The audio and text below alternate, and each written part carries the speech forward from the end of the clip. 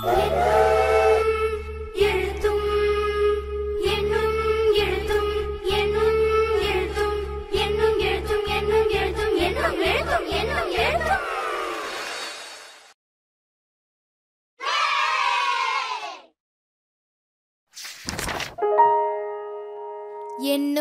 எழுத்தும்.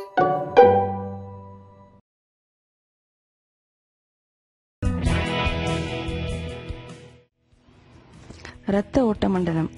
இரத்த ஓட்ட மண்டலத்தின் முக்கிய வேலை இரத்தத்தை உடலின் ஒவ்வொரு பகுதிக்கும் எடுத்து செல்வதாகும்.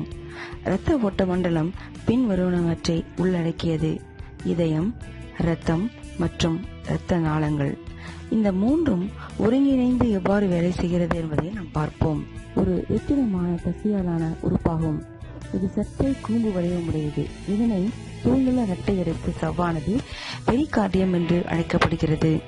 சவ்வுகளுக்கு இடையில் உள்ள இடைவெளியானது பெரிகார்டியம் திரவத்தால் நிரப்பப்பட்டுள்ளது. இந்த பெரிகார்டியம் திரவம் 7 கிராம் அளவுள்ள சத்துக்களை இரத்தத்தின் மூலமாக எடுத்து செல்கின்றது. மனித உடலில் இரத்தத்தினுடைய அளவு 4 to 5 லிட்டர் ஆகும். இது நீரின் அளவு மற்றும் உடல் வெப்பநிலையை ஒழுங்குபடுத்துகிறது. இரத்த நாளங்கள் தமனிகள் மற்றும் சிரைகளை கொண்டுள்ளன.